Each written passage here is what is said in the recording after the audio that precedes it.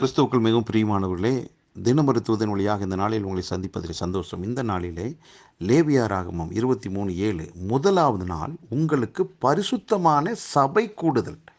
அதிலே சாதாரணமான யாதொரு வேலையையும் செய்ய வேண்டாம். பழைய உடன்படிக்கையில் சொல்லப்பட்ட ஒரு நல்ல வார்த்தை பாருங்களேன். முதலாவது நாளாக பரிசுத்தமான சபை கூடுதல் நாள் என்று போடப்பட்டிருக்கிறது. ஆகவே இந்த நாள் வாரத்தின் முதல் நாள். இந்த நாளில் நாம் என்ன செய்யணும்? அந்த சபை கூடி வருதலை விட்டுவிடக்கூடாது. அதுவும் பரிசுத்தம் அப்படின்னா எந்த விதமான கலப்படமும் இல்லாத ஒன்று தான் பரிசுத்தம் என்று சொல்ல முடியும். பரிசுத்தம் என்றால் முற்றிலும் சுத்தமாக்கப்பட்டது. அப்போது இந்த நாள் முற்றிலும் சுத்தமாக்கப்பட்டனாலே என்ன அப்படின்னா, கர்த்தரை தேடுவது தான் நமக்கு பரிசுத்தமான ஒரு நாள். மற்ற எந்த விதமான காரியங்களும் நமக்குள்ள கலப்படம் உண்டாகவே கூடாது. இந்த நாள் அந்த மாதிரியான ஒரு பரிசுத்தமான ஒரு சிந்தையோடு நாம் கர்த்தரை ஆராதிக்கிற செல்லலாமே. அதாவது எந்த விதமான காரியத்திற்கும் கலப்படத்திற்கும் நான் இடம் கொடுக்க மாட்டேன். நான் கர்த்தரை ஆராதிப்பதுக்கு தான் முக்கியத்துவம் கொடுப்பேன் என்றால் அது உங்களுக்கு பரிசுத்தமான நாள் தான். ஆகவே இந்த நாள் ஒரு பரிசுத்தமான நாள். மற்ற காரியங்களை சற்று ஒதுக்கி வைத்துவிட்டு அந்த பரிசுத்தமுள்ள தெய்வத்தை நான் ஆராதிக்கப் போகிறேன் என்று புறப்பட்டு போங்கள். நீங்கள் ஆராதிப்பது பரிசுத்தமான அந்த தெய்வத்தை. அவர் உங்களை சும்மா விடவே மாட்டார்.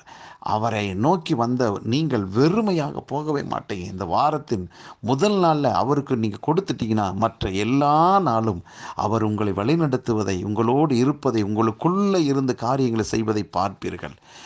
தயவு செய்து இந்த நாளை அசால்ட்டாக நினைக்காதீர்கள். வேறொரு காரியத்துக்கு இடம் கொடுக்காதீர்கள். ஆண்டவரை ஆராதிப்பதற்கு மட்டுமே முக்கியத்துவம் கொடுங்கள். நிஜமா நீங்கள் வெறுமையாய் திரும்பி வரமாட்டீங்க. புது பலன் உங்களுக்கு உண்டு. கர்த்தர் வைத்திருக்கிற கிருபையுள்ள வார்த்தைகள் உண்டு.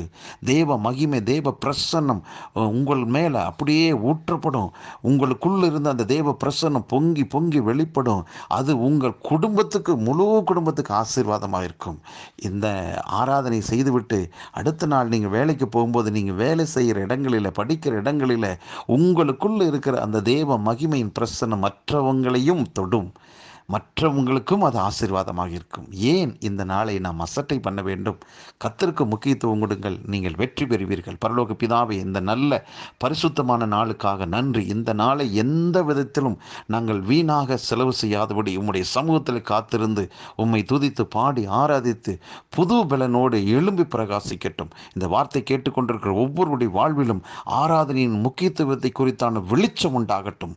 ஆலயத்துக்கு செல்லட்டும். நன்மையை கிருபையை பெற்று சுகத்தோடு விடுதலையோடு திரும்பி வரட்டும். மனதார ஒவ்வொருவரை வாழ்த்தி ஆசீர்வதிக்கிறேன். இயேசு கிறிஸ்துவின் நாமத்தில் ஜெபிக்கிறேன் நல்ல பிதாவே, ஆமென்.